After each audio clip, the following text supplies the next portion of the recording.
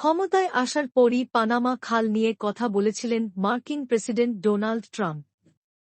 এবার এই গুরুত্বপূর্ণ বাণিজ্য পথে মার্কিন কোম্পানির নিয়ন্ত্রণ প্রতিষ্ঠিত হচ্ছে।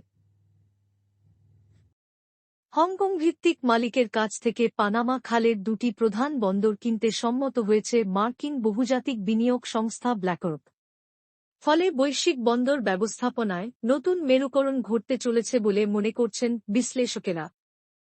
ফিন্যান্সিয়াল টাইমসের প্রতিবেদন অনুসারে হংকং ভিত্তিক কোম্পানি সিকে হাচিসন $2,280 কোটি বিনিময়ে বন্দর দুটির সিংহভাগ হিস্সা বিক্রি করতে রাজি হয়েছে।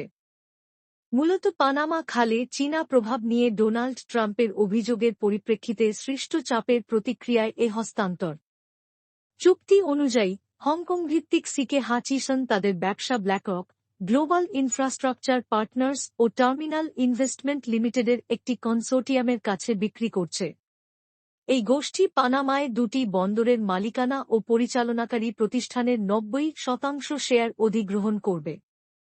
সমুদ্র বাণিজ্যের গুরুত্বপূর্ণ পথের এই অধিগ্রহণকে যুক্তরাষ্ট্রের বিজয় হিসেবে দেখছেন, এর মধ্য দিয়ে খালের নিরাপত্তা নিয়ে বিতর্কের অবসান ঘটাবে।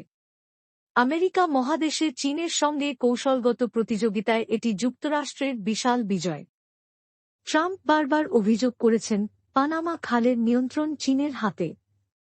বছরের শুরুতেই তাঁর হুমকি ছিল, যুক্তরাষ্ট্র গুরুত্বপূর্ণ জলপথটি আবারও নিয়ন্ত্রণে নিতে পারে। ট্রাম্প প্রশাসন পানামাকে চীনা প্রভাব কমানোর জন্য চাপ দেওয়ার পাশাপাশি দাবি করে, বন্দরে বেইজিংয়ের সম্পৃক্ততা খালের নিরপেক্ষতা সংক্রান্ত চুক্তি লঙ্ঘনের শামিল। গত নভেম্বরে প্রেসিডেন্ট হিসেবে জয়ের পর কানাডা, গ্রিনল্যান্ড ও পানামাকে যুক্তরাষ্ট্রের অংশ বলে দাবি করেন ডোনাল্ড ট্রাম্প। তখনই বন্দর ব্যবসার ভবিষ্যৎ নিয়ে নতুন করে ভাবতে শুরু করে সিকে হাচিসন। চুক্তি আলোচনার সঙ্গে সংশ্লিষ্ট এক ব্যক্তি বলেন, ডোনাল্ড ট্রাম্প নির্বাচনে জেতার পর যখন কানাডা, গ্রিনল্যান্ড ও পানামা দখলের কথা বলা শুরু করেন, তখন পানামার ওপর চাপ সৃষ্টি হয়।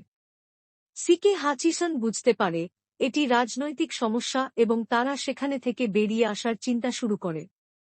সিকে হাচিসন যুক্তরাজ্য, জার্মানি সহ বিশ্বের 23টি দেশের 43টি বন্দর পরিচালনা করে।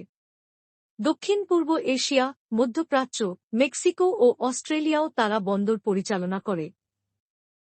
অর্থাৎ নতুন এই চুক্তির ফলে শুধু পানামা খালের বন্দর নয়, সিকে হাচিসনের বৈশ্বিক বন্দর কার্যক্রমের বড় অংশ ব্ল্যাকরক ও তার সহযোগী প্রতিষ্ঠানগুলোর মালিকানায় চলে যাচ্ছে।